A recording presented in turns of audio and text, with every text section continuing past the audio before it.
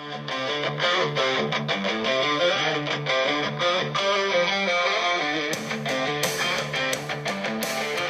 back to Narrowgate Media Podcast.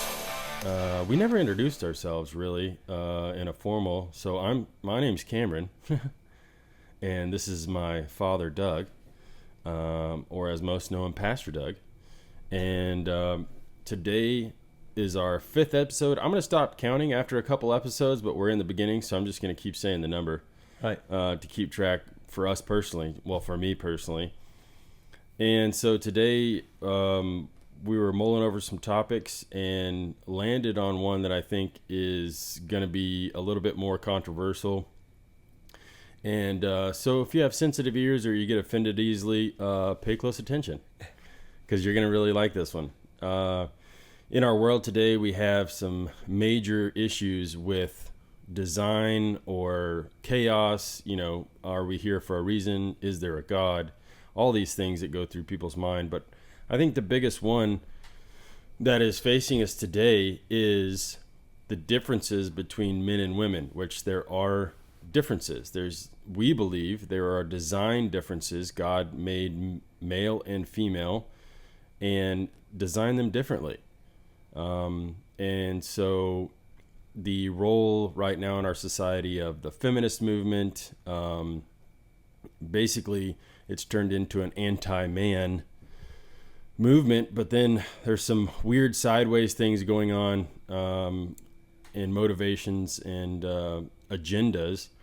And so we're going to dive into that. The men and women as also roles of men and women, you know, are those some things that are designed into us? Are they in the fiber of our being?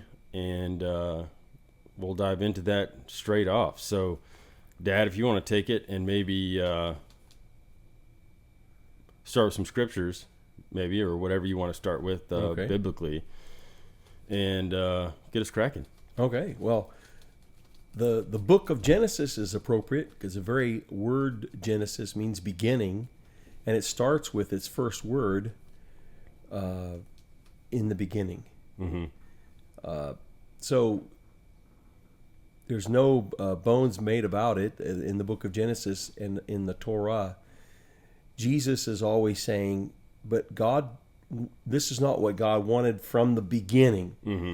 And then he would quote something from the book of beginnings, mm-hmm. the book of Genesis. So that was Jesus' point of view. So the least we can do is kind of share Jesus' point of view on that. And he said from the beginning it was not so, in reference to an issue of easy divorce and dissolution of marriage. And we find that in Matthew 5-7. Mm-hmm. We run across that. So in this issue, in this episode, we're looking at the idea of, are men and women different? Why are men and women different? What is the basis of this? And so we see the creation story told in the first couple chapters of Genesis. In the beginning, God created the heavens and the earth, and then on the 6th day, he created the animals, and then we see this very intentionally specific and special creation of taking the dust of the earth mm-hmm. and forming, he uses that word forming, and breathing into this creation, and he now has the breath of life, and his name is called Adam. Mm-hmm. All the animals were brought to him. He names them, and then God says it's not good for man to be alone. He needs to have someone that is on the journey with him, right, that helps him. All the other animals had counterparts, male and female, mm-hmm. and so the story is he's put to sleep. He takes a rib. He then takes of that rib, makes the woman, brings the woman to him, mm-hmm. and he names her woman, for she was taken out of man. Mm-hmm. All the joke we often say is he said, "Whoa, man!" And I'm sure because she was naked. Yeah. So, or she was covered with the glory of God. That's a whole nother discussion. Okay. But she's definitely made. They are made for each other. Right. They are made and a perfect match. We have this idea of man is made, And then woman is made out of man and is complementary to him. Mm-hmm. And so it fits him and connects with him, and they connect with each other Mm-hmm. perfectly. They're helpmeets for each other. So it's a mutual idea. Right. The Apostle Paul picks that up later in the book of Ephesians when he Right. talks about marriage and how we reflect Christ in the church. And so he talks about this fully complementary, integrated, interdependent relationship. Mm-hmm. And then he says, in the image of God, he created them. Male and female, he created them. Mm-hmm. So from the jump, from the book of beginnings, we get the idea that they're complementary, they're interdependent, and they're helpmeets to one another, and there's a divine intention, Mm-hmm. and that God additionally has imaged himself in humanity, both male and female, Mm-hmm. so that the femaleness of the woman and the maleness of the man hint of, are parables of, representations of, or speak of a deeper principle, Mm-hmm. which is the very nature of God. Mm-hmm. Now, when you say that they were features or reflected God in his perfectness, right? So those features would have been when they're working at full capacity in perfectness, they would represent God. Now, when the fallen part of them, right? Later, right, was not a representation or an image bearer of God, right? It's a marring of the image. It's Right. a distortion of the image. Right. It's a fracturing of the image. It's a perversion. So when I thought about that, I think a lot of people look at man and women how they are now and their faults, and I think that's at the beginning of that. I think that's why it's so hard for people to accept that we're made in the image of God, because they've had encounters with people and bad encounters with people, and so it's hard to see that. But when they were created, they reflected the characteristics that he created them with were in reflection of the perfect nature of God, and then they were marred and corrupted later. When we look in later in the book of Psalms, the 104th Psalm or the 136th Psalm, when he talks about creation, Mm-hmm. and he talks about the physical world, Greek thought would say, physical world's broken, fallen.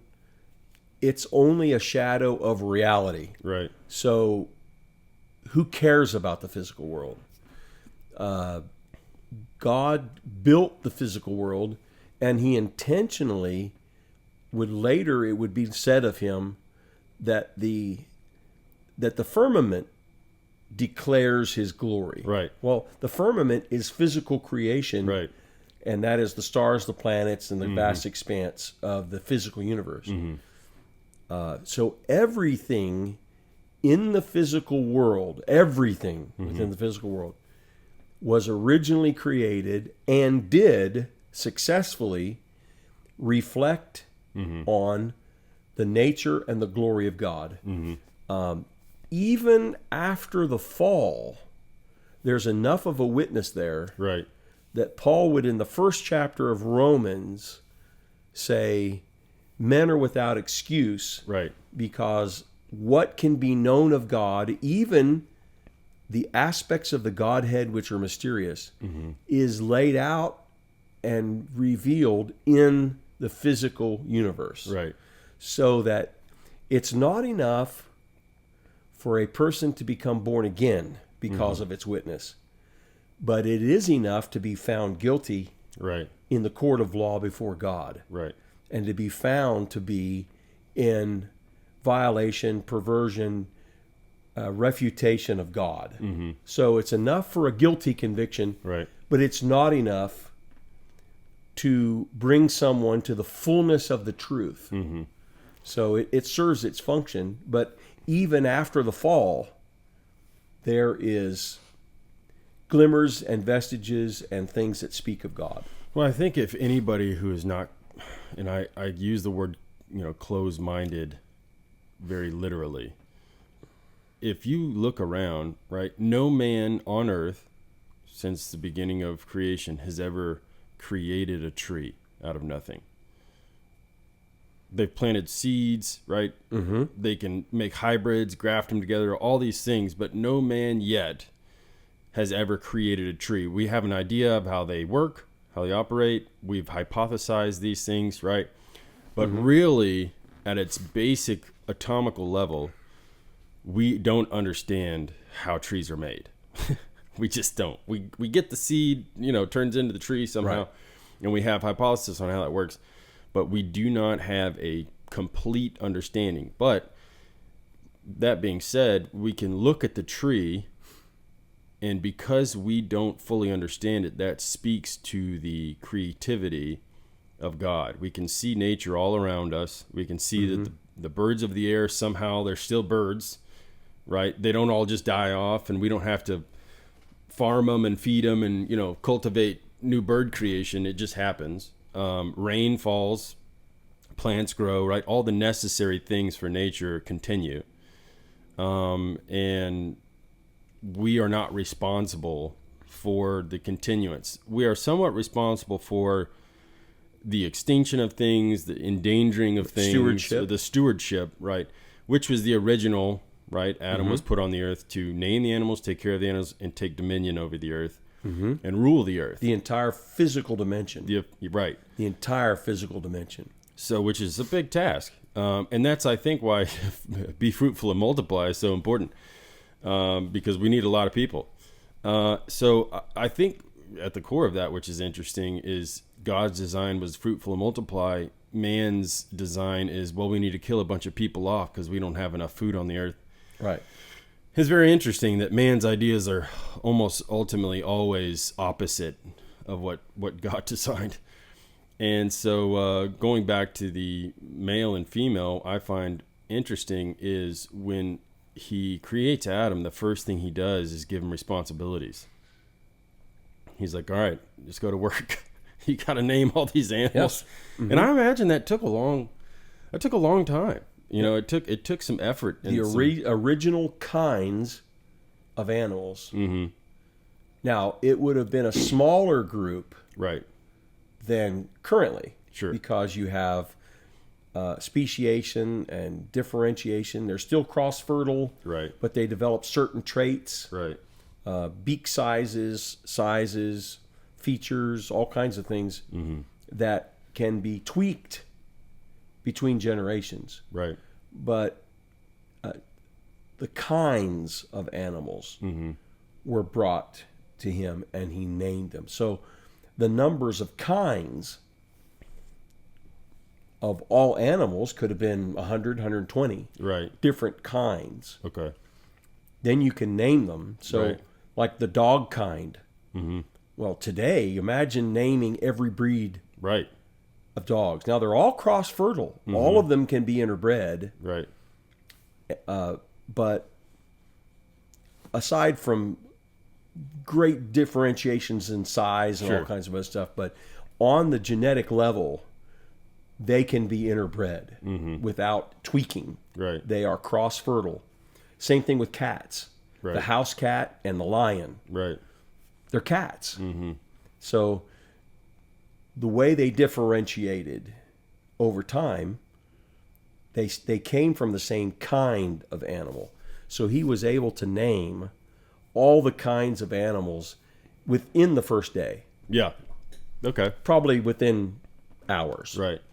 Now, when Adam and go back to the basis, the foundation here, when Adam and Eve were created, they were created at full maturity, right? That's clearly Physically. the implication. They were physically, Yeah, maybe not spiritually, mentally, but physically, right. They needed to be developed and trained, right, but they would have been.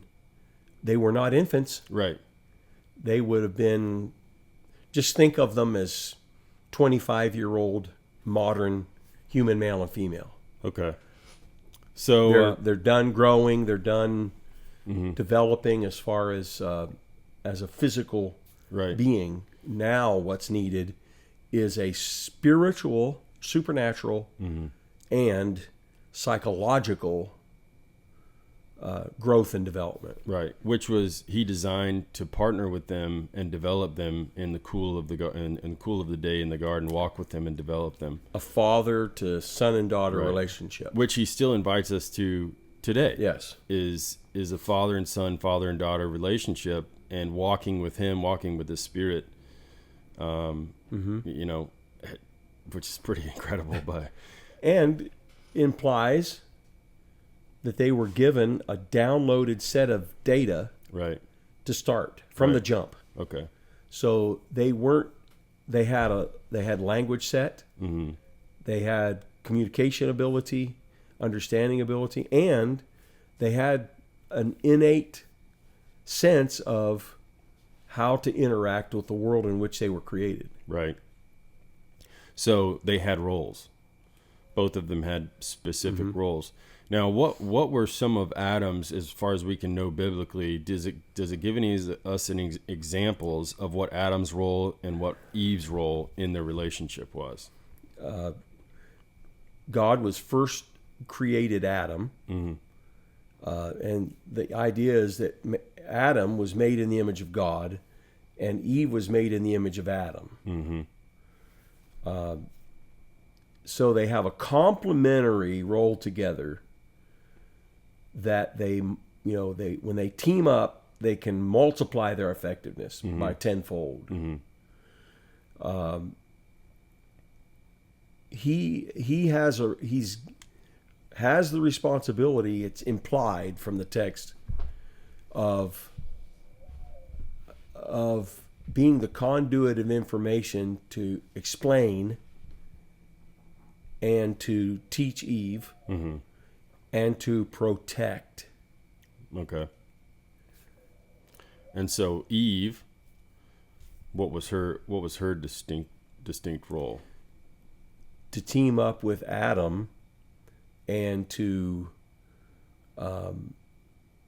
guard that relationship and become a proactive source and sense of accomplishing what their goal was given to them by God together to do. So Eve wasn't created to jock for position. No. She wasn't created to somehow be an equal to Adam as far as roles go, and because in the area of responsibility, she was not primary to Adam. Okay. She was secondary to Adam. So, and this is the offensive part. Okay. Warning. This is going to be very offensive to some feminists out there, but this is the truth, and we are going to say it. So as far as Eve's role, was it just as important as Adam's role? Equally important? Equally and morally important as a human being, but in a supportive position in the area of prime responsibility. Okay. So the moral responsibility was laid heavier on Adam than it was on Eve. Right. And there's a reason why we could conclude that. Okay. Because if, for example, someone is to argue, because the temptation immediately when you read that story is, well, that was told by a male-dominant society. Sure. Of course. So if it's truly from a wrong point of view, then why is the story, some people say that history is told by the victors. Right. So every conqueror got to tell their own version of history. Right. And anybody who's into archaeology understands that each successive generation of kings has a tendency to go back and destroy the history of the previous and rewrite history so that it speaks of them the best. Right. And so the king's photographer only takes certain pictures with permission. Right. Audiography and videography is only done.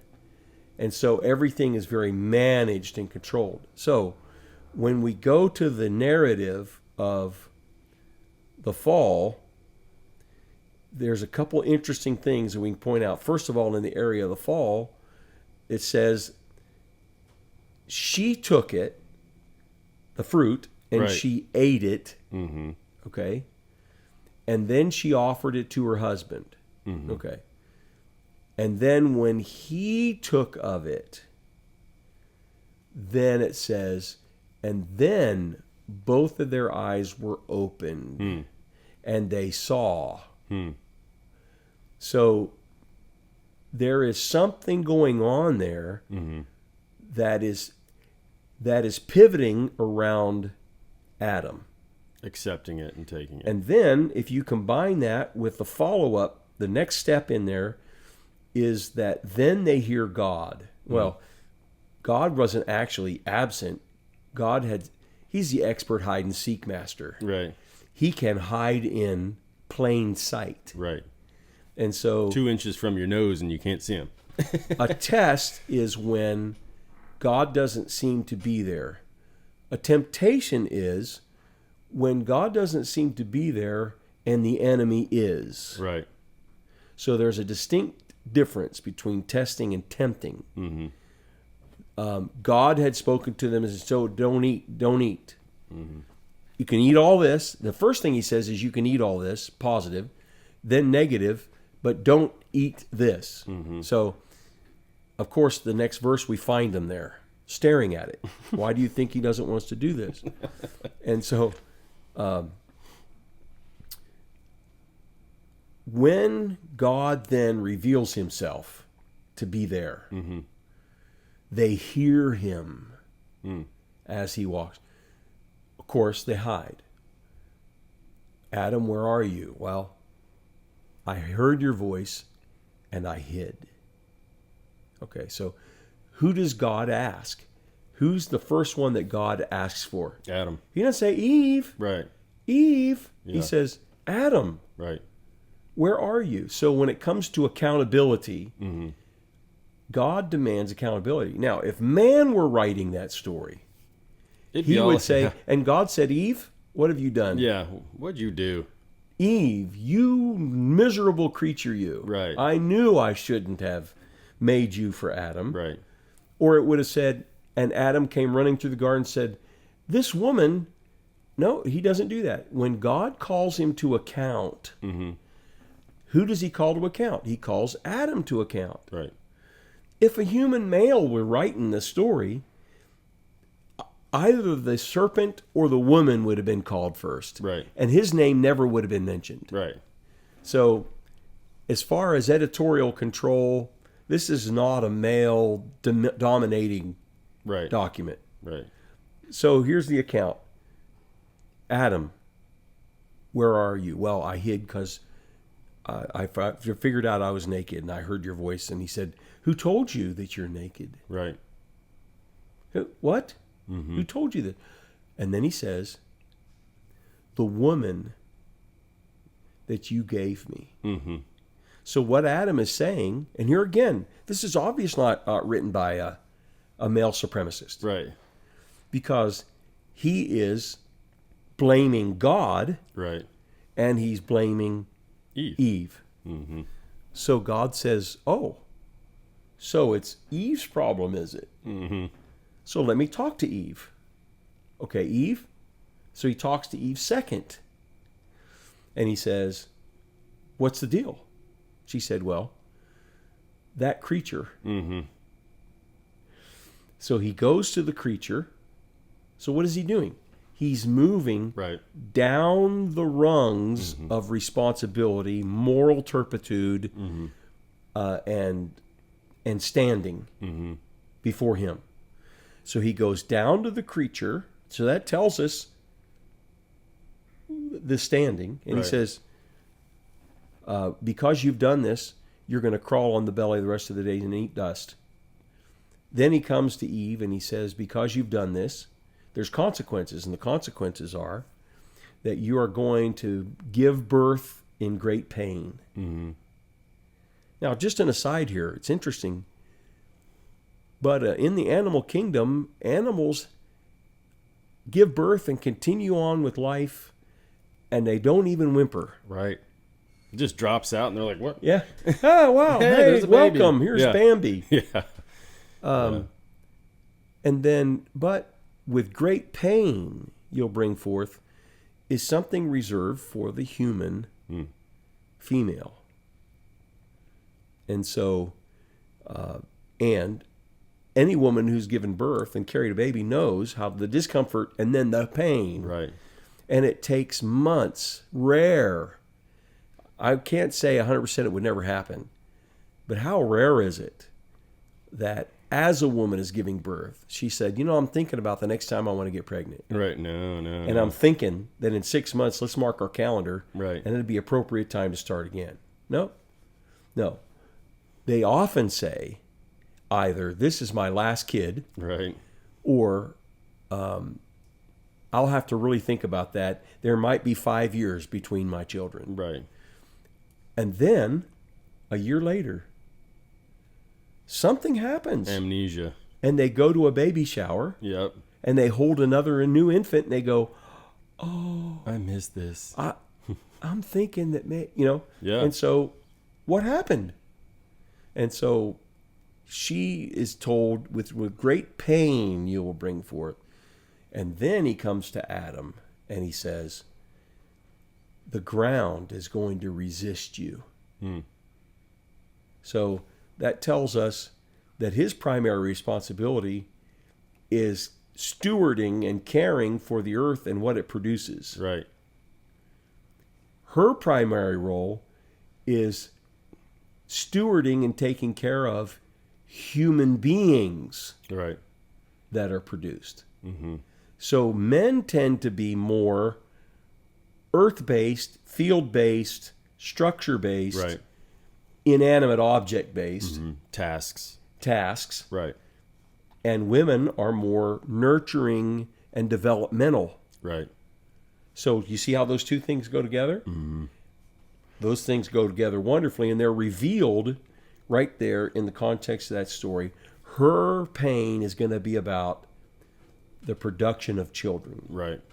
His pain is going to be about Work. the success or failure of Right. projects in the earth. Right.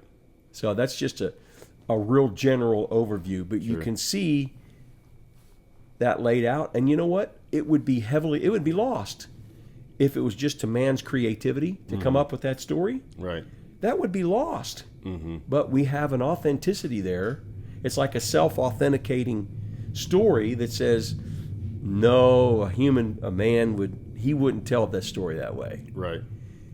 So somebody's reporting this according to some standard that is not the typical to the victor go the spoils of war. Right. So we can kind of see the roles kind of laid out there, Right. and that the responsibility of protection, direction,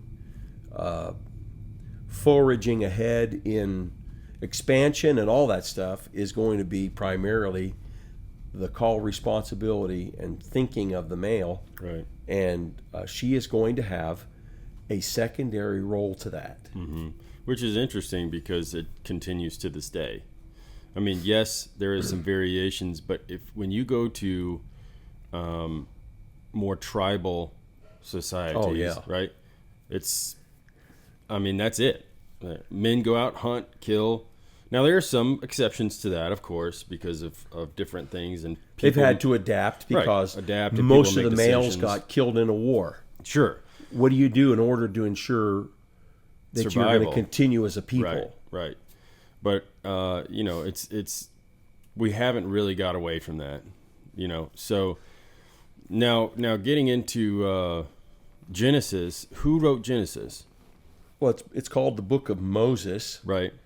And so the range of opinion ranges from he received this as a revelation from God upon the mountain in the 40 days. Okay. And he was then able to write that down. Just as all the things were designed in the temple and tabernacle, Right. and all of the ordering that is laid out, that is largely compiled by Moses. The other opinion is that we often say that writing wasn't developed till 5,000 years ago. I don't believe that's true. Right. I think that you're depending upon a whole lot of archaeological speculation based on very little evidence. Right. And they're trying to fill in the gaps. And it's typically based upon an evolutionary thought. Mm-hmm. And so the other notion would be that the writings of Adam and others would have been at least known Right. by Noah, taught to Shem, Ham, and Japheth, and would Right. survive in some form of mythology or story, and that Moses would have relied upon some of those resources in order to have a perspective on how did this all happen. Right. Now, throughout nature, also, aside from man and woman,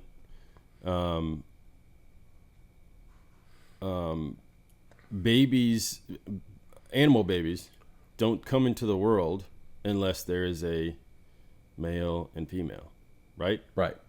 Now, chickens, they still have to have their egg fertilized, right? Right. The hens by a rooster. Exactly. So, Or else we just get eggs. right, We which just are have delicious breakfast. and we love them. Yeah. That was designed, by the way. But to have this notion that there's something else, right, is I think is just absolutely ridiculous, and an attack on God's design, which has happened since the beginning of time. It's just found new ways to surface. But as far as the Genesis account goes, it's pretty clear.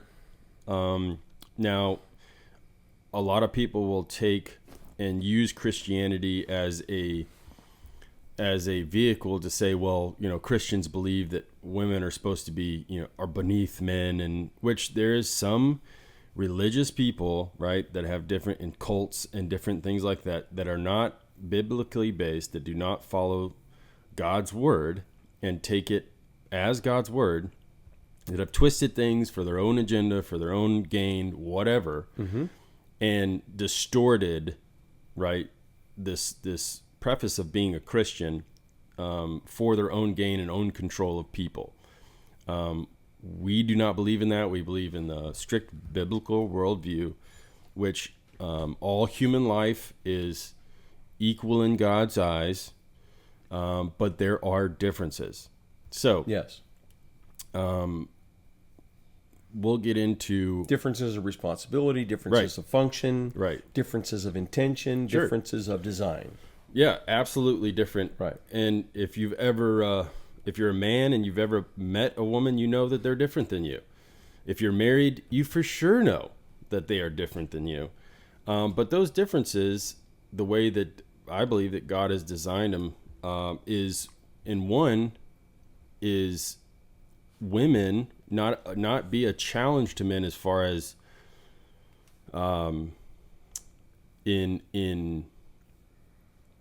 as a negative challenge, but men and women are designed to challenge each other in a healthy, productive Yes. way. Yes.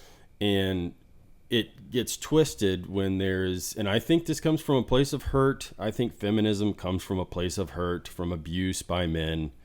And this thought that all men are evil, right, stems from a place usually of indoctrination, either indoctrination or direct impact from a man that has abused a woman in such a way that causes her to hate men, right? Right.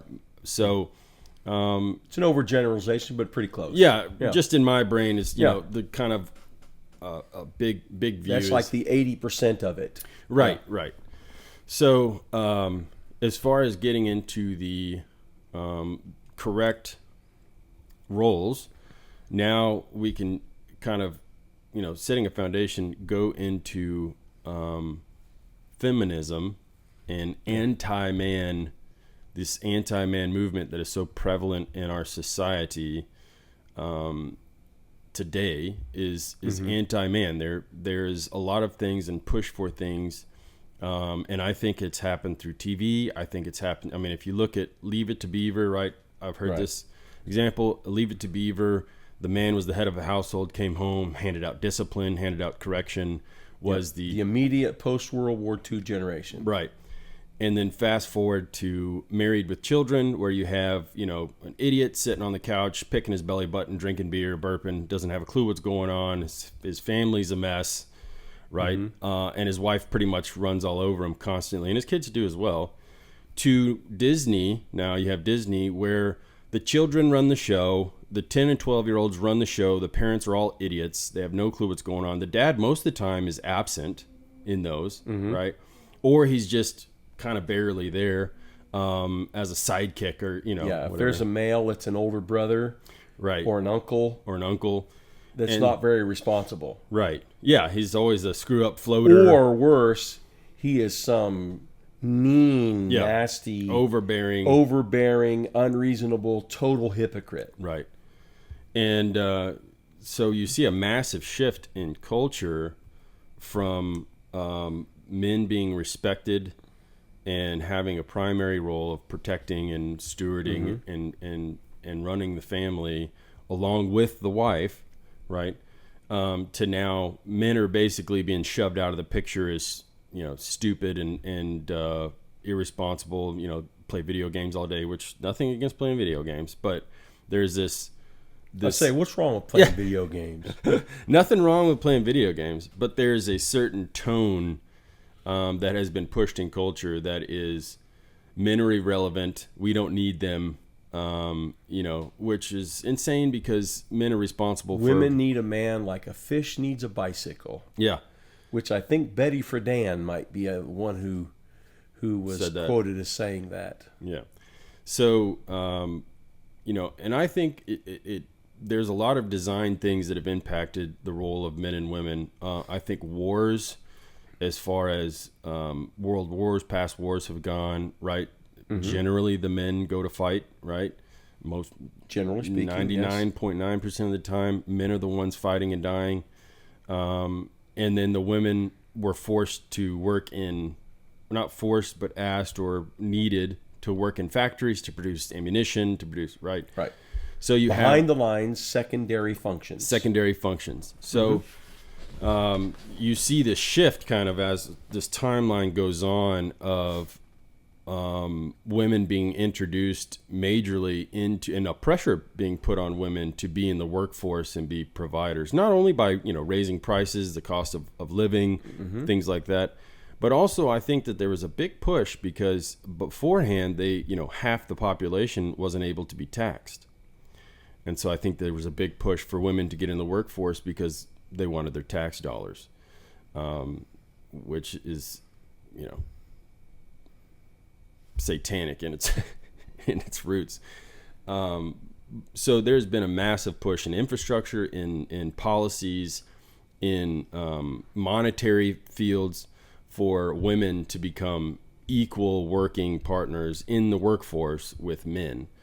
And so as far as feminism goes, what are some things that you've seen that feminism has really pushed in the last, say, 40 years, 50 years?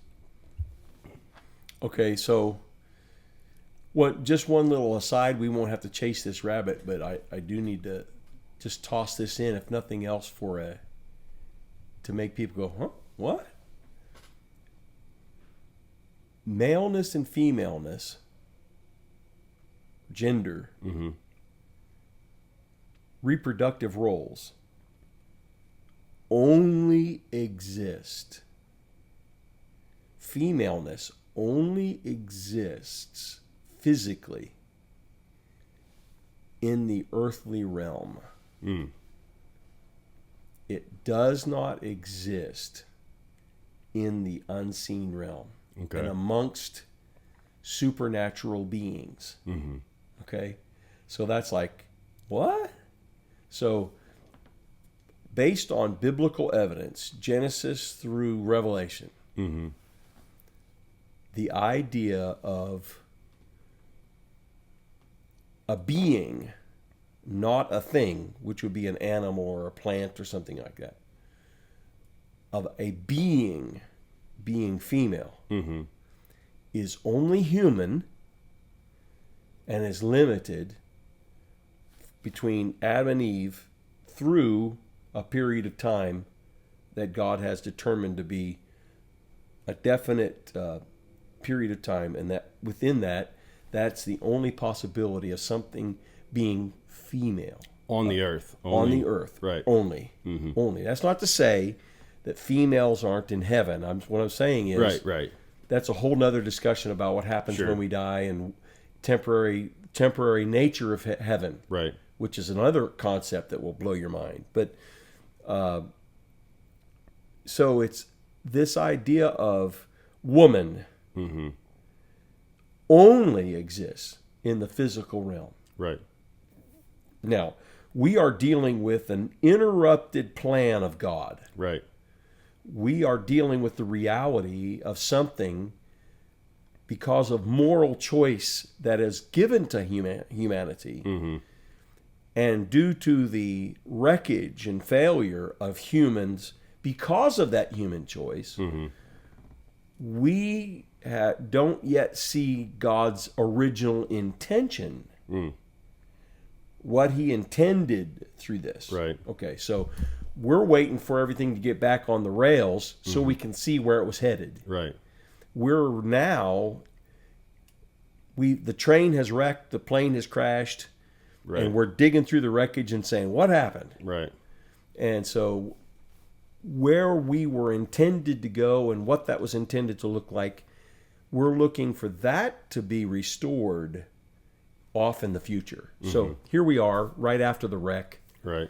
And femaleness, femininity, as being revealed as some of the attributes or aspects of God, his compassion, his investment in people's development, that is something that's imparted to and revealed in women, but it is not something.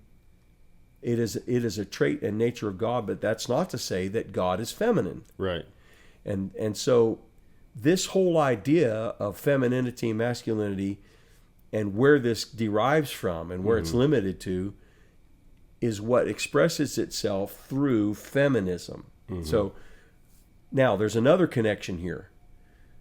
God's warning is given to Adam and Eve. And he's basically saying, because of your disobedience and your fall, this is going to be, I'm going to use a German term because every once in a while I just like to speak German. This is the Sitzenleben. This is going to be your situation in life. This is going to be the way it goes. Right. And so the default settings, because of the fall nature, became this. You are going to try to dominate her. And she is going to always try to slip by and manipulate you. That's what he says. He says there's going to be problems here. Right. And you're going to try to lord over her, Adam. Right. And she's going to try to usurp you. Right. She's always going to be gunning for the fact that, I don't know why, but he's been put in charge. Yeah. Right. And of all people who doesn't deserve to be in charge, Right. it's Adam. And we see from the jump, she's questioning, and Adam is acquiescing. Right. He's allowing this creature to speak to his wife about disobedience to God. He does not assert himself in the circumstances and situation. And anybody who's lived any time at all married knows a woman is frustrated because there's things she thinks her husband should step up and do. Right. And he acquiesces. He procrastinates. Sure. He waits till it's worse. Whatever. Right. And she wants to be a person of action. Right. And she's frustrated. I wish he would just do this. I wish he would just do that. And so God said, look, with this fall, now here's going to be the default setting that you're going to have to negotiate with. You're going to have to work with this. And that is, she's going to be gunning for your chair. And you are stronger and meaner. And you're going to want to slap her down. Right. Okay. So now we can look at human history writ large. Right. And we've had super abundant example of men who are stronger and dominant taking that opportunity to subjugate Right. their wife, their sister, their family members, their daughter, all the females of the tribe, whatever. Right. And all they have to do is threaten physical force. Right. Because generally speaking, within that 80% of any group, the males are stronger, bolder, Right. and more vicious than the females. Right. It's the way they're wired. And so, as a result, the women will acquiesce because, after all, we don't want to die. And we don't want anything to happen to our children. Right. Okay? So that has been a quote-unquote negotiating ceasefire. The negotiated ceasefire is, well, he's stronger and meaner. I mean, he could backhand me once, and I may never recover from that. Right. I've seen what he's done to a deer. I've seen what he's done to a calf. I've seen what he's done to a goat. I've seen what he's done to a bear. Right. I've seen what he's done to a fellow human being. Right. I don't want that happening to me. So just out of pure dynamic there. So in World War II,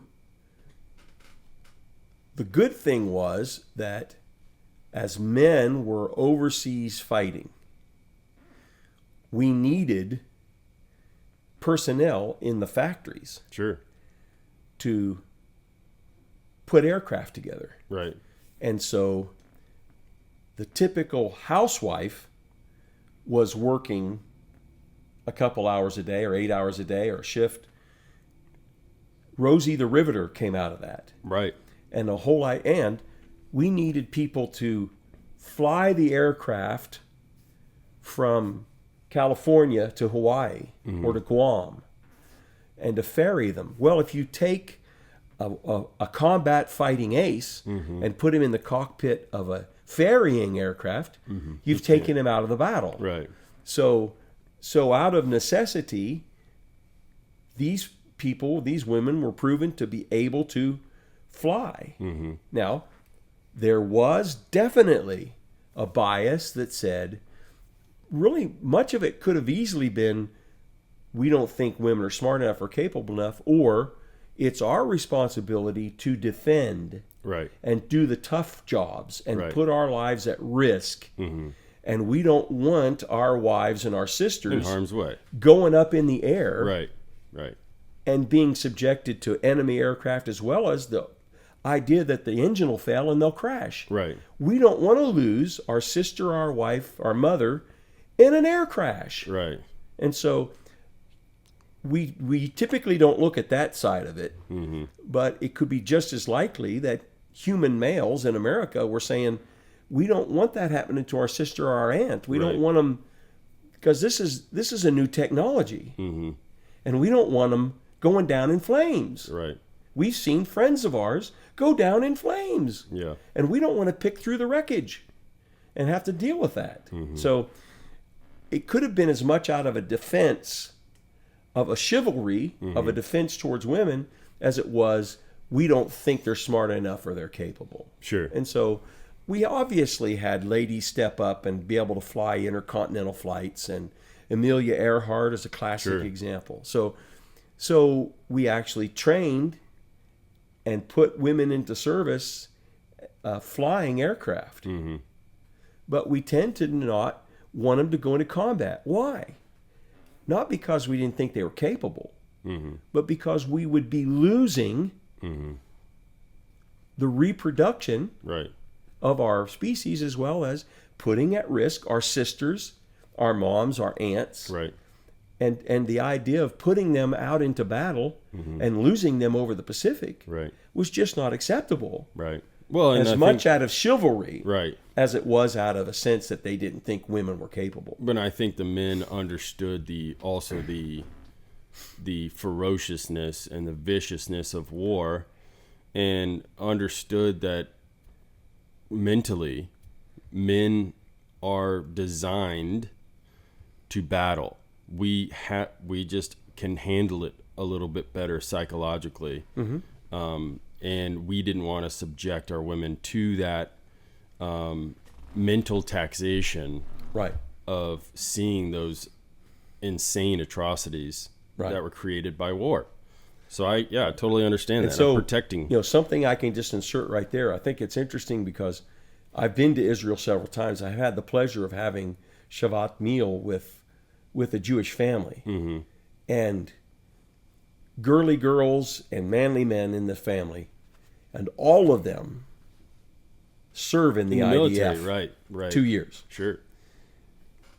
All of the girls, I mean, they have nice fingernails and they have nice earrings. One of them was studying to be a cosmetologist and beauty specialist. But when she's on duty, she's carrying an M4. Right. And she's been trained. Sure. Hand-to-hand Effectively. combat, Yeah. Krav Maga, how to disarm somebody with a knife, Right.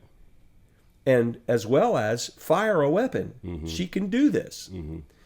But when they are at war, when they are dealing with issues, because if you press them and they'll talk to you about it, let's say, oh, we don't fight on the front lines. Right. There are places where we women can serve, where what we do best benefits our people. Right.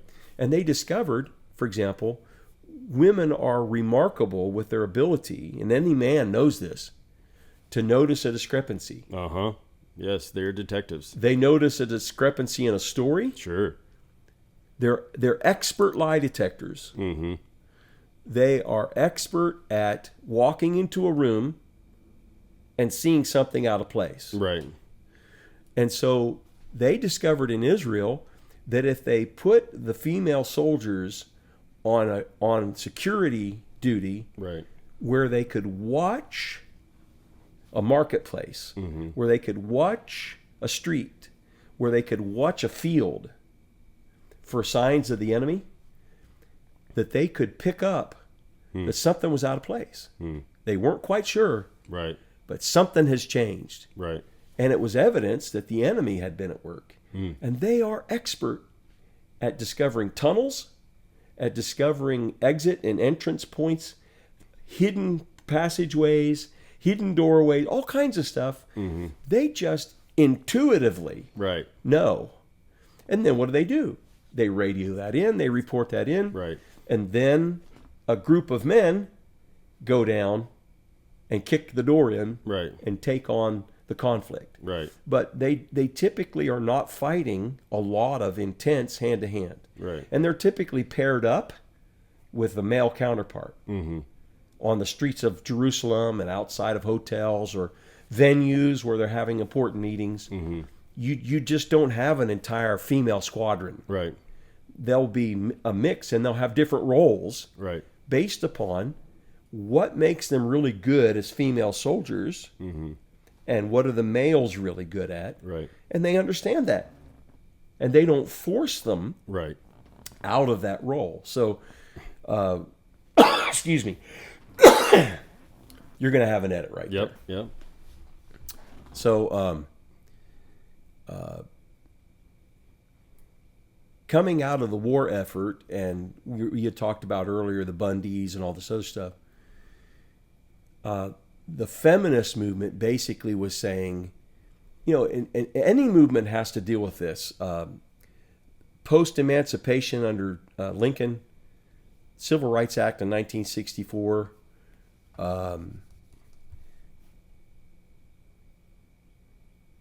any group of people or any subgroup of people who have been mistreated or oppressed. Here's the challenge. When you release somebody, when you forgive somebody, what are the terms of that? Do the people who oppressed, do they have to be subjected to the same oppression, to the same intensity, for the same length of time? What sort of reparations do they have to pay? Or do they repent and say, this was not right. This was just not the way to do it. And so now, from now on, it's going to be different. Right. And the person who has been subjugated says, that's all we were asking for. We were just asking to not be treated with this kind of bias. Right. That you turn from that and quit it and turn. So that's typically how repentance and forgiveness works. The offending spouse that acts this way, maybe over disciplines a child, whatever it is, they say, look, I've realized that I just haven't gone about this right, and so I'm going to stop doing that, and instead I'm going to do this. And the child or the spouse or the business partner or the other member of society says, all we were looking for was for you to turn from your wrong ways and start doing well. What we find with the feminist movement, and we find even with post-emancipation and then Civil Rights Act, dealing with minorities that have been slighted or believed they were slighted, is that no one's happy until the person or people group that has acted inappropriately finds themselves under the same conditions and the same pains and the same problems at the same intensity or worse for as long or longer. And what happened with the feminist movement was this: not simply say, you need to understand that females and males, we are equal and we're partners. We're different, but we're complementary.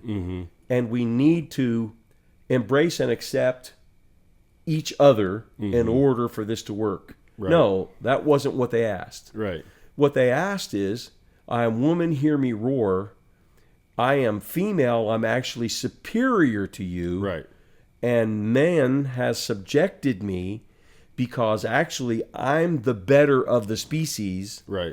And he owes his life to me. And he has acted inappropriately, and it's because I'm actually better than he is. Not simply equal. I'm better. And then the same thing happens with answering a supremacy of any kind, whether it's a male supremacy or a white supremacy or a European supremacy or whatever supremacy it is, or financial supremacy. The only satisfaction is taking that person and making them the minority and oppressed. You lose everything for all the time. For the rest of time. And even then you can't make up for it. And so what we found with Ibram X. Kendi in the recent last couple of years, going back to Betty Friedan in the feminist movement, it was a woman needs a man exactly like a fish needs a bicycle. And it was a total emancipation of femininity from masculinity. But it wasn't happy simply saying, okay, yes, we are complementary, different, and yet equal members of humanity. No. Now, the goal was to subject man. And now his logic is made fun of. His desire to protect is sneered at. And his importance to the family has been reduced to zero. And what's interesting is, societally, this has happened amongst females and amongst minorities. And it's been often sponsored by the arts, the sciences, and the government. Now, I look even deeper, and what I see is the same play that happened in the garden, and that was, how can I usurp mankind against God? And then how can I usurp the relationship of this very unique creation called female and put it at odds against male and put male at odds against female? Because if I break up the team, I've shattered the authority. That's what it's really a play on. It's an attempt to absolutely shatter and destroy Right. divine order Right. revealed in the physical creation within the context of male and female. Right. Now the usurper, the one who put this plan in motion, right? We can call him Satan. Yes. The enemy of God. Hashatan, Yeah. the accuser, the enemy. Right. And so his plan has always been the same. It has different heads that poke up at different times, but it's the same play, different characters. And what it is it's basically, like you said, turning woman against man, man against woman, minorities against other majorities, or races against each other, political parties against each other, whatever it is. As long as they fight each other, they can't fight me. Exactly. Is exactly what the plan is. And he has, even though we know the end, I don't think he does. And he might, but I think he's so arrogant that he thinks he can still win. It's weird. It's like he has this hope. Right. I don't know if Satan has hope. Can he have well, hope? Well, not a positive hope. A negative hope. But the only burning way, anger. the only way you go into the future with any energy, is with hope. Right. It's the only way a being on a timeline moves into its future. Right. Because otherwise, what do people do who lose hope? They disconnect. Right. They have no hope for tomorrow. They become unmotivated. Right. They disconnect. So there is I'm not saying it's psychologically sound. Right. But there is a conviction and a hope that the enemy has that he can catch God in a lie. Right. Or cause something that God has said to be proven false. Right. So you have this like I said, play with different characters, and it plays out in many different ways. But ultimately, it is to cancel out the union authority that God has given male and female to work together to take dominion and rule over the earth. Yes. Which he is, I think, Satan's two primary, in my mind, Satan's two primary goals is to destroy the earth and to destroy human authority on the earth. Right. And so if he knows if he does one, he can do the other. Right. So I believe that there is a battle at its core, at the very drill down basic core of what's going on in the world, is as long as he can mess up the union of men and women, which he's been trying to do since the beginning in the garden, he can somehow skate by and take ownership and rulership of God's creation, of God's earth, and somehow prove him a liar, prove him wrong. Right. And so at the basis of everything, male and female, yes, we're created different. Now, he's throwing wrenches in that by confusing the minds of men and convincing them through public discussion, people influence, power, whatever, on the earth, that somehow this male can convert to be a female. Now, if you ask, and we've had females that we've had at our church that have given their testimony, right, that have transitioned, right, and there's so many across the world right now of women who have transitioned and are coming back and saying, this entire thing is a lie. I've cut off my breast. I've, had surgeries to give me appendage, right? All these things, right? I dressed like a male. I took hormones, all these things. And at the end of the road, grew a beard. Right. At the end of the road, when everything was done, I was still empty, and I knew that I was still a woman, but I've given up. All this has been stolen from me. I've given up my chance to reproduce, to be a mother, the thing that I was naturally designed to do. I can no longer do because I was lied to and pushed by the medical industry, by people who would not just sit me aside and say, no, this is not right, but people who were acquiescing to my insanity. And here I am now, being restored by God, but still a broken, hurting woman which is incredibly sad, right? Same thing with males who are having things removed, right? Young boy. I mean, I can't even imagine the undergoing fallout that we're going to have in the next 20 strong years. Human androgen therapy, Right? Yeah. So these evil scientists, doctors who are willing to do these certain things, I think, I hope the Lord gets a hold of their heart, and I hope that they ask for forgiveness and repent and go on the offensive and be activists for, what's right in the world. But I think that we're going to have a generation of people in the next 10, 20 years that are coming out of this transitioning, transgender lie. They're going to come out and be strong advocates for Christ, and are really going to...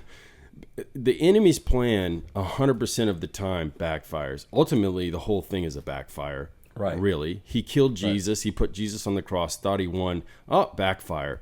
You just gave the opportunity for all of humanity to be saved and have salvation. So your plan went awry on that one.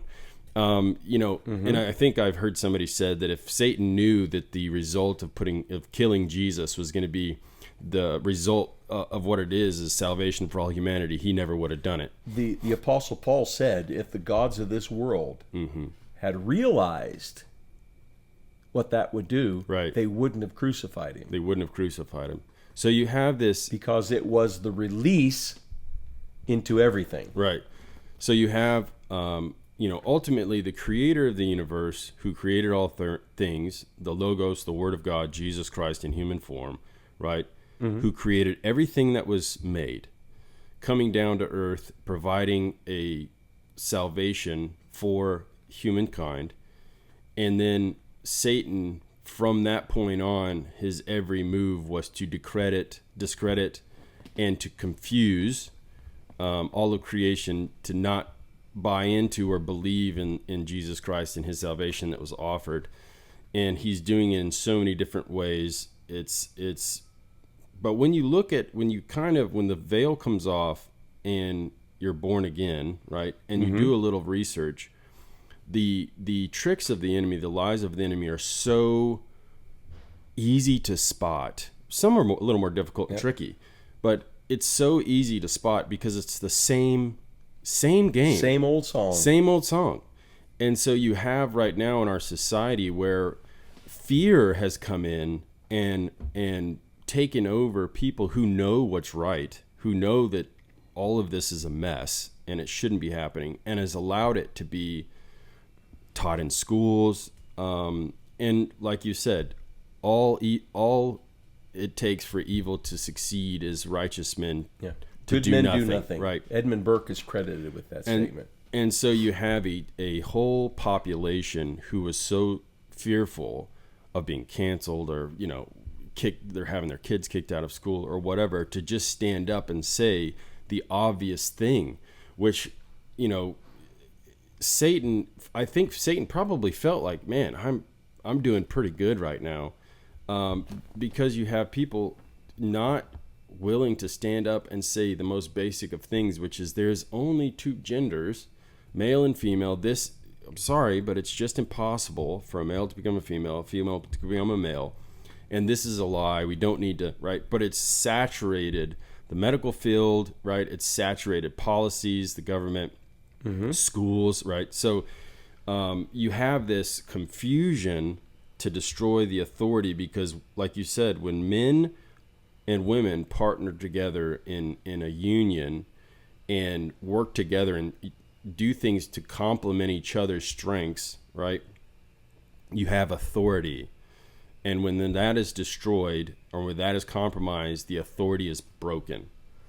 And I that struck me as really interesting because you have the attack on the family, you have the attack on the role as a man, roles as men and women, right? You have this blatant just attack of, women can do, women can be men, women can do the roles of men. We can fill these shoes. Women don't need men.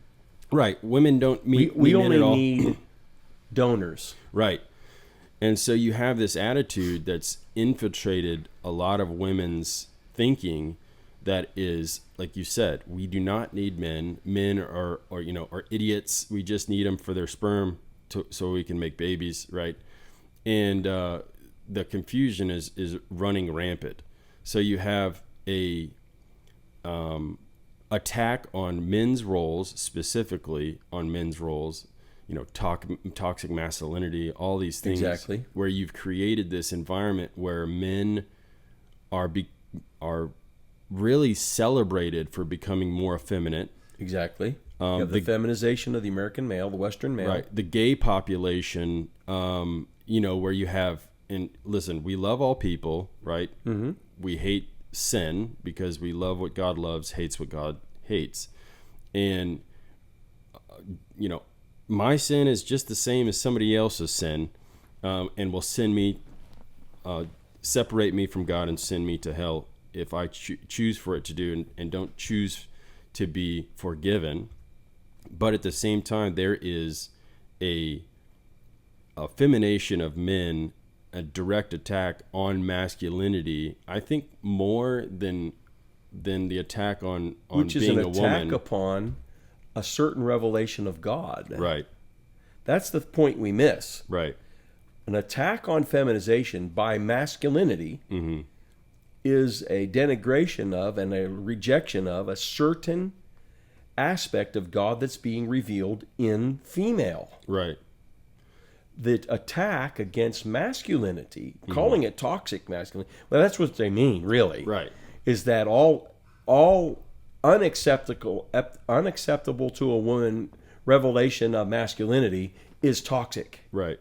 Because the ones who are arbitrating what is toxic and not toxic are not disinterested third parties from Venus Right. or Mars, Right. but they are interested third parties who have felt offended, and they are females. Mm-hmm. They are estrogen-based life forms, Right. and they look at that and they say, well, that's toxic Right. masculinity. Well, the problem is, very often they are also God rejectors. Mm-hmm. So somebody who rejects God and the revelation of God can't recognize the revelation of God peeking out through the masculinity of a male if they fell over it. Right. And so it's labeled as toxic when in fact they don't understand that on a whole nother level, Hashatan, the enemy, the accuser, the slanderer, is attacking the physical representation of God's nature that he sees in the female and that he sees in the male. Right. That's what's really going on. Right. Now, here's a little kicker we can throw in, and that is, under Christ, the restoration of this, what's interesting is, I alluded to the book of Ephesians, and he talks about marriage and the image of marriage, which is a man and a woman coming together in matrimony, a man and a woman coming together in this relationship and teaming up. Right. Okay, they form this team, and from that team comes a family. The church is pictured in relationship to the Son of God, Jesus the Christ, as the woman. So, what does that say? That when the people of God are in proper relationship with God through Christ, there is a reflection of divine order. There's a glory of God that's revealed through his church in the earth, which speaks the gospel to the whole world. Right. And it means the salvation of the whole world. And he still chooses the idea of female and male, the ideal of imaging God in these two partners through which they're going to reveal the fullness of God in the earth. And it's still intact. Right. So the enemy is ultimately making war, according to the book of Revelation, the 12th chapter, against Israel because from them came Mary and came Jesus. Right. Into them have been the promises, and by faith we stand in them, in the faith of Abraham. And so it ultimately is about battling God and about battling his church, Right. his representation of his glory in the earth. So I think, if you were listening to this and you got offended and you got emotional, in my opinion, you're thinking about man's troubles and things that have happened to you, maybe some instances where things weren't fair, right? Things were abused. And boy, is there a lot of unfairness. Sure. And of unreasonableness and abuse. And what I think the point I'm trying to make is you need to take all of that, put it aside, right? And just think about, if this story of God is true and the Bible is true, then you are vindicated in the fact that, yes, man is going to make mistakes. Men are going to hurt women. That's things that are unfortunate, but they happen. But God is not for that. That is not how he designed. That is not his intention. His intention is for man and woman to be complete in a union and to work together in harmony with his spirit to bring peace and heaven on, not necessarily heaven on earth, but heaven culture on earth. Yeah. Yeah. And a grace of God upon the earth. Right. So when that is broken, you're going to have issues. I remember sitting in the garage, me and my wife were having some issues, and sitting in the garage in a low place, wasn't in the best state of mind. And I remember the Holy Spirit dumping, and I wasn't serving God. I wasn't following after him. I was going my own way, and he still met me in that garage and basically love bombed me, wrapped his arms around me and just explained to me. He said, this is probably the clearest I've ever heard the Lord speak to me. And what he said to me was, I've created marriage, designed it in a specific way. And if you aren't going to follow that specific design, you're going to have some serious issues. You're throwing wrenches in the gears is what you're doing. And so if you will allow me to walk with you, I can show you how it's designed to be done, and the blessings on your marriage will be amazing, right? Your marriage will work properly. Mm-hmm. And sometimes we have this mentality, at least in my own marriage, of I don't agree with something she's done, she said, whatever. And so I'm not going to fulfill my role as a man and as a husband, because basically what she's done is negated the responsibility for me, right? So mm-hmm. I've acquiesced, I've backed off, and I've said I'm not going to do it because she's not doing it, right? And so I'm off the hook. I'm off the hook, right? And the Lord has convicted me on that, and he says, no. Our role as men are to do and to act correctly, no matter what the other party is doing. We are to treat, as it says it says, man, love your wife. Husbands, love your wife as Christ has loved the church. Well, we have the example of what Christ did for the church. He carried his cross and he died. Mm-hmm. So if there is, in going back to that story of Christ dying on the cross, he did it when he went to the cross as a small amount of people believed in him. The rest of them were yelling, crucify him. But he was dying for those people that were yelling, crucify him. So those people weren't holding up their end of the deal. And he still, while we were yet sinners, Christ loved us and went to the cross and died for our salvation. Mm-hmm. And so the example he's giving for husbands right there is, doesn't matter if they're yelling, crucify him. Doesn't matter if she's yelling, you're an idiot. Doesn't matter if she's not doing her part. You still pick up your cross and go to death for your bride, for your wife. Mm-hmm. And now, I can't speak to the role of a wife and what she's supposed to do. We have it laid out, as far as being obedient and things, submitting, whatever. But I think that the big challenge for men is to love their wife. Right. The big challenge for women is to submit to their husband. Right, to respect their husbands. Mm-hmm. And that's the number one difficulty that every woman on the planet that's married has. Right. And that is respecting her husband. Right. No matter how Mr. Wonderful he is. Right.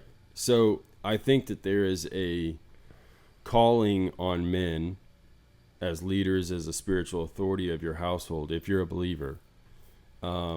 Now, if you're not a believer, you still have a responsibility, but you've kind of negated that. So, I don't know what to tell you. Let that drive you to the cross. Let that bring you to Jesus. Yeah. And the thing is with this task, it's not easy. It's not an easy task. It is anti flesh. It is against your own will. It's anti-ego. It's anti-ego, anti-pride. It is literally anti-you.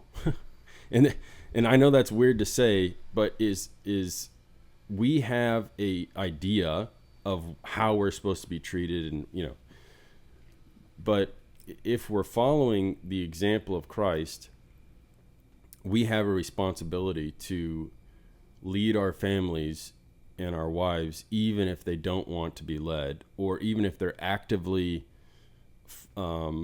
usurping our authority or actively going against what we want. But as long as we are submitted to Christ, as long as we're submitted to the Holy Spirit, He's going to give us guidance through that, give us the strength to persevere. But some days and nights might be excruciatingly hard for us as men, because men have different relationships with men than men have with women. We understand that there's a mutual respect here, because I can cause physical harm. It boils down to, I can cause physical harm to you, you can cause physical harm to me, so we're just going to get along. And we're going to have this mutual respect and work it out. Mutual respect and a mutual reciprocity. Reciprocity. You scratch my back, I scratch yours. Right. You can do this, I can do that. Yeah. We barter, we trade. And we won't hit each other in the face.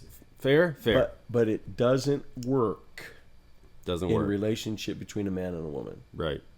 So now, as far as the role of a husband, right, and as a man, what are some of the things that have been taught to us as men that are just incorrect? Just normal, not anything, anti-woman, but just as a man, right? How were we raised and kind of indoctrinated as a man? Some things maybe along the lines of emotions or our words and, things like that are just incorrect, that don't line up biblically with man's role.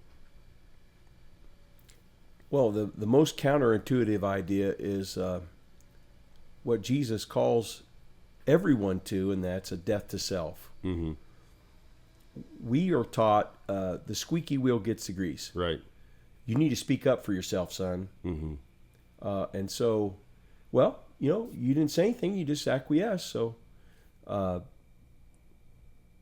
what goes around comes around, so on and so forth. And so I think one of them is that idea of reciprocity and expecting it in every human relationship, and fairness. Right. Fairness. And that doesn't work. Our sense of fairness doesn't work very well. Right. And I think thirdly is men value communication to distill information or to share vital information. Right. Vital information.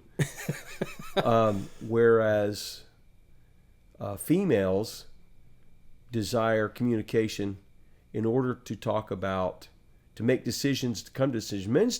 Men typically don't talk until they've made the decision. Right.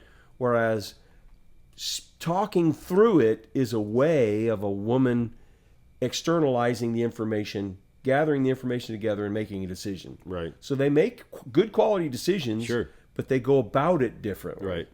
And so, and the other one is emotions we've seen emotions get in the way and ruin basketball games, football games, destroy morale, mess up armies, because somebody does something out of personal emotion rather than submitting their emotions to putting them aside and just getting the job done. Right. And when we're in relationship with our wife, emotions are very important. And we've been told big boys don't cry. Right. And emotions just complicate things and mess up the game. Right. Whereas they actually need to be a part of life, and they need to be brought into proper perspective and have an appropriate place and way of expression. I mean, I remember when I was in the oil field, the main saying was, "You leave your emotions at the gate. Don't bring them in here. You'll get them. It'll get you killed." Right. Yeah. So there was a huge preface on leave your problems, leave your emotions, leave all that crap at the gate. We don't want it in here. It's not part of our business, right? It's going to get you killed or somebody else killed. And so I think that drives that point home as men were taught, boys don't cry, right? I think that's an important one because we've been taught that women see emotions as weakness. And I think there is some truth to that, right? If you don't have your emotion, you don't have a hold of your emotions, you don't have healthy emotional control, right? Yeah, I mean, that's a turnoff in anybody, right? Women, I think, can get away with it a little bit more because they're just a little bit more of an emotional being. But men, we've been taught, bottle it up, stuff it down, right?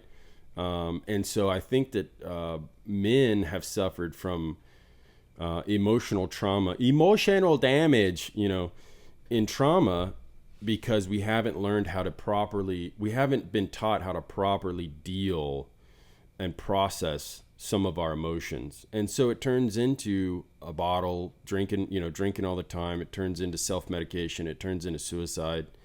It turns into, very emotionally unstable, sometimes mental conditions, right? Where men just bottle it up so much that something just snaps.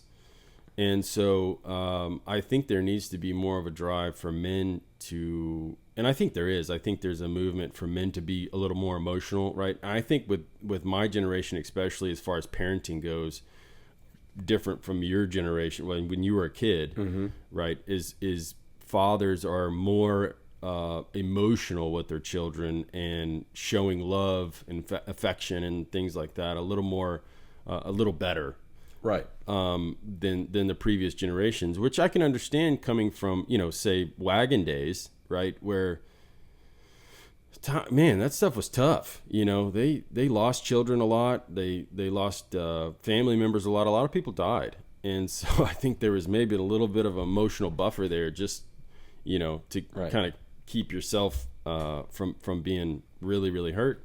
But I think there's a big change and a big push in especially fathers, new fathers and men to in groups. I go to men's groups and we let it all out, and pray for each other and love on each other and give each other advice, and there's healing in that. And I think there's great productivity in learning how to handle and manage your emotions healthy.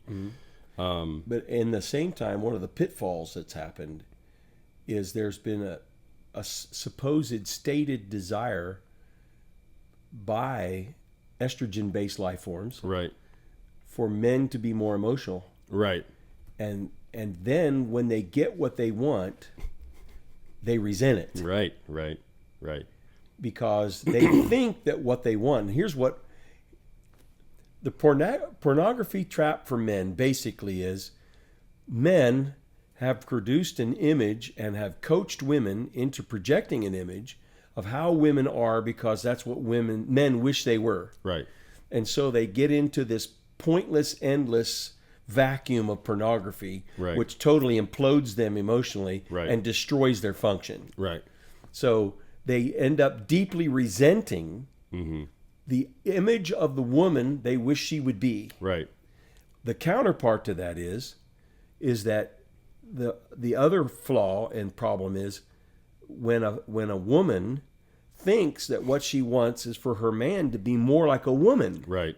And that's what the feminization of America has been. Right. And then they deeply resent. Mm-hmm. And ironically enough, those men are identifying as women. Right. They're taking on emotional characteristics of women. Mm-hmm. And then they're entering beauty contests. Right. And men are beating women Mm-hmm. in beauty contests. Yeah. Not Now logically. think about that. Not logically. But think about that. Yeah. There are some of them that when they get chemically altered Right. and physically altered and put on makeup, that they are every bit as quote unquote gorgeous and photogenic as any woman on the planet. Mm-hmm. And then they have the audacity to compete in women's swimming, compete in women's boxing, Right. women's basketball, women's track, Mm-hmm. and they are blowing away their records Right. and totally disenfranchising them. So here's what's weird. Strangely enough, that competitive nature, that I'm going to subjugate you nature of Right. man, Right. gets put in packaging that looks like a female Right. and ends up dominating Yes. the woman. Yes. Now, what does that tell you? There's something sinister going on behind this. Right. Your position and who you are as a female is actually being subverted and then turned on its head, Right. because this is more than just human psychology. This is a supernatural driven hatred by a being against human maleness and human femaleness, Right. because they're an expression of some aspect of the nature of God himself Right. as it's been imaged in humanity. I think my thought on this as well is a lot of these, I don't know, I would say a lot of these men who are, dressed in women's clothing or transitioning or whatever, have not found respect from their own gender, from males. They're not accepted by their own gender, and so they're trying to find a place where they fit in and where they'll gain respect. Yes. And women and society has said, yes, we'll accept you, we'll respect you if you fully transition and you do all these things, right? And then I think on the other side of that, they're realizing that you're never fully respected. You're never accepted, right? Because the fact is somebody else can say that to your face, but deep down inside, in your spirit, you're not that thing. And so you're not a woman, right? Not that thing, sorry. You're not what you're proclaiming to be, right? So you have a massive imposter syndrome, right? And so then you have these people committing suicide because they're now not accepted by either group, right? And I think that there is such a... Even if they are accepted and celebrated, which they're not happy till you celebrate them. Right. It's one thing to tolerate. Right. It's another thing to accept. It's a whole other thing to embrace as equal to or better than that other thing. Right. And even if they get everything they want, they still know Right. there's a foundational truth Right. that they can't square. Right. And it's I think it's interesting how when this whole thing, Bruce Jenner was put on the cover of, one Woman of the Year. Vogue or right? whatever it was. And you have all these weird things that are happening, where women are going, yeah, well, I just don't get it. But either way, I think that it's a vacuum space left in a soul of a person to ultimately be accepted and to be respected as a human being, as a person. Right. And I think that there's... But it's not happy no, till no. it's preferred. Right. And even then it's not happy. And Right. there's an eerie parallel to that and the desire of Lucifer to be worshipped. Right. Is what I'm saying. It's very Luciferian. Sure. Because he's not going to quote unquote be happy. Right. Until he's worshipped. Until he is worshipped. Right. So I think that there's at foundation preferred drilling down is that, but I think society has jumped on this bandwagon of this. Like you said, they're not happy until you celebrate them, And so society is saying, oh, we'll celebrate you, right? And we'll put you on the front cover of magazines. We'll take you and put you before, because 10 years ago, if you could have put on a list the least acceptable things by society, right up there on the top of the list would have been trannies and drag queens performing at an elementary school, right? Even the drag queens would have been like, I don't know if I'm comfortable with this. I don't think right? you want that to happen, ma'am. So I think it's incredible that they went straight to it. I mean, that was like the first, it wasn't a progression. That was a straight jump. They said, well, if we're going to accept it, we're going to accept it on the most unacceptable level. We are going to put these people in front of children. We're going to have parades in the street where men can flop out their wieners in front of kids, and they're not going to get arrested and put in jail. They're going to be celebrated, and they can dance around with makeup and whatever, right? Mm-hmm. And so I think it is interesting how the door was creeped open, and instead of it being a slow progression, the door flew wide open, and it went straight to the most unacceptable thing, which is protecting our children or not protecting our children. Right. And then from there, the door was busted wide open, and so it became prevalent in elementary schools, and now indoctrination as far as the education system, right? And indoctrinating these kids into thinking that this is okay and that this somehow is normal and it needs to be celebrated. I just find it really crazy that there was no progression. The dial went straight from half to 11, right? Max the system out. It lets you know how extensive the pressure was and on how many systems the pressure was placed. Right. And it goes back to that Married with Children and the media and so on and so forth. Mm-hmm. That some people talk about the 7 mountains mandate, and they talk about the 7 key areas of culture. Mm-hmm. Economics, business, education, politics, religion. There's 7 of them. Entertainment. Right. There's 7 of them. Right. So if you look back to the 40s mm-hmm. and move forward, and we're 80 years later, 85 years later. Mm-hmm. Okay. Within that 80-year period of time, we have seen the pressure intensified exponentially on each of those 7 areas of culture. Right. And we have seen some of them fail earlier. Right. So education was subjugated by the mid-60s. Mm-hmm. And it's just a matter of playing out after that. Right. Religion has been under a very strong controlling attack. We've seen a lot of shifting and changing. Sure. Now, what we've seen is 80 years of pressure with a sudden breakthrough. Right. Of breaking down systems. Mm-hmm. Finally. Right. It's like we've been pushing on this door and kicking on it for 80 years, and it finally opened. Right. So we see it as, where'd that come from? Yeah. But if we can connect back and we can look into economics and education and entertainment mm-hmm. and politics and so on, you can see that there's a unifying principle in all of them mm-hmm. that's been intentionally designed mm-hmm. to attack the family. Right. To attack the family unit. Mm-hmm. To attack and see children as part of the state rather than the family. Right. To see economics, tax policy. Right. Why can't we get both people working instead of one? Right.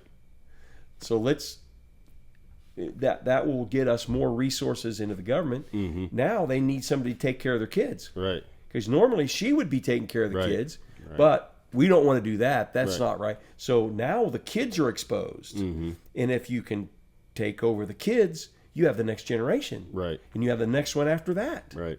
So again, I'm going to sound conspiratorial, but if you're the enemy and you've been working on all 7 aspects of the culture, mm-hmm. the whole idea is to make your way, your wisdom, and your revelation of you as the preferred. Mm-hmm. It's not enough to merely be tolerated. Right. It's not enough to be embraced by a small minority. Right. It's to become preferred, central, number one, and adored, mm-hmm. which is a form of worship. Right. And it always comes back to Lucifer wants to be worshipped because he's full of pride. Right. He's the supreme narcissist. Mm-hmm. And so what is the psychological problem that is the most prevalent today? You'll hear it talked about all the time. Not that it's new. Narcissism. Narcissism. Well, he's such a narcissist. Right. She's such a narcissist. Mm-hmm. Everybody's taking selfies, adjusting the Right. selfies, and projecting an image of who they want everybody to believe they are. Right. Narcissist, narcissist, narcissist, narcissist. Right. So, social media, by and large, is giving place to and prominence to Mm-hmm. narcissism. Mm-hmm. Yeah. And It's not a new phenomenon. Human No. beings have this Right. problem. Right. It's narcissism. Right. They love themselves more than others do, and it's a problem for them. Mm-hmm. Mm-hmm. And I think that there's, especially, you watch TV and, especially reality TV, is most of these people who are on, it's very prevalent in these, type competition type shows, because most of them will get on there and say, well, I'm the best and I'm going to win because I'm smarter than everybody. And it's interesting because most of the time those are the people that are out pretty quickly. Out pretty quick. Yeah. But there's a level of narcissism, which is basically, I think of it as cognitive dissonance, a totally detachment from reality of who you really are. You're formulating an identity in your head, and creating this image, character that you really aren't. Mm-hmm. And so dealing with real issues is kind of out of the question because you don't even have real issues, right? You've convinced yourself that those are issues that everybody else has. Everybody else has those, not me. But not me. And so I find it interesting that in that division between male and female, and especially in the feminist movement, there is this narcissistic view that men are stupid, they're unneeded, right? We're superior, and we don't really need them for anything. When the reality of that character is, we need each other. We both need each other. Life is not produced unless men and women get together. Two guys can't make a baby, two girls can't make a baby. Sorry, it's just fact. And so that DNA and chromosomes. Right. So life does not continue unless a man and a woman partner together, right? Now, obviously science and there's sperm donors, and right, but that still takes a man donating his seed, right? And then a doctor implanting it. But it is a man, in a weird way, it is a man partnering with a man's seed, partnering with a woman, right? And producing life. Mm-hmm. XX and XY have to come together. So as much as this society wants to separate those two, our true character by design is men need women and women need men, right? Yes, we are different. We have different roles. We have different responsibilities, different inclinations, different personalities, right? Different ways we handle things or approach situations. But the ultimate goal is, and the ultimate success in this life is to have a union, a man and a woman together, create life, right? And work together throughout life, and really take care of each other, right? But be partners in that life and figure out how to honor God with that union, right? Mm-hmm. So anything aside from that, you're throwing wrenches in the system. Whether you believe in God or not, the facts of God remain, whether you believe in him or not. Right. And his law and the way that things are designed to work, he designed them perfectly. And so that is the ultimate goal. Man, woman, union, honoring God, and only worshiping God, and ultimately, being fruitful and multiply. Now there's, some people have issues with kids, right? I mean, we were told I didn't have any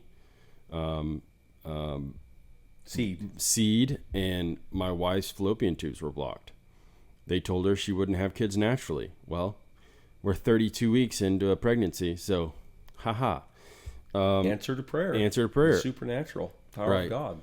So now, that union, right, between a man and a woman, because of the fall, will never be perfect. As long as we're on the earth in humanly form, it will never be perfect. But striving or working with the aid of the Holy Spirit and honoring God, things can be a whole lot better and in some ways more perfect in that aspect than if you are not honoring God, right? With that union. So men, women, different roles were created to work together, form a union, and have authority. The other part of that is have authority and dominion and rulership over the earth.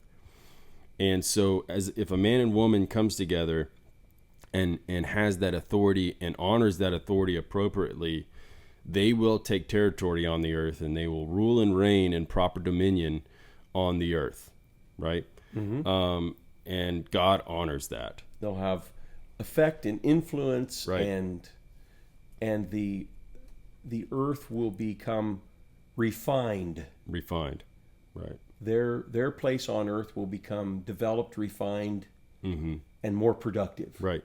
So, at the basis, right, Adam and Eve fell. We had some issues. We'll still have some issues until, at least in our lifetime, to the day we die, or if the Lord comes back, right, those issues will be solved. But we'll have issues until Jesus comes back. But in the interim of that, Jesus came and provided us a solution to have reconciliation in our own lives, personally and individually as men and women, but also in that union of marriage, right? So it's not going to be easy. It's going to be tough, but it is an absolute righteous and heavenly goal to work towards, an honorable goal to work towards. And God's grace has been positioned that if we'll humble ourselves and pray, right, and we seek Him, those resources can be downloaded to us, right, to bring it to bear in the circumstance and situation, and bear fruit, right? On Because the earth. otherwise, what He told Adam is, says, look, the earth's not going to bring forth. You're going to beat your head on a stone. You're going to sweat, and it's just not going to work. Yeah. And so we have to come to God for the wisdom, the ingenuity, and the restoration to make it work. Right. Got to have the God factor. Got to have the God factor. So, you know what, if you're having trouble in your life, if you're having trouble in your marriage, I would recommend going to the one who designed it and asking him for some help. And if you're not a believer, then, maybe just praying and asking God to reveal himself to you. And I ask that the Lord does reveal himself to you and knock on the door of your heart. And just like he did with me, just like he did with Dad, and ask him for some help, because he's really waiting for you to ask. He's just waiting there like a papa, waiting for you to ask, and he would love to help you out. Absolutely. So I think we covered it pretty well. Yeah. So if you have any questions, you can email us at narrowgatemedia247@gmail.com or comment on this video. Please like and subscribe. We're not, like we said, we're not here for the fame. We're just here for the enjoyment and the conversation. But, we like seeing the little thumbs ups and the subscribers. So we will come back next week with another topic, and we will see you next week.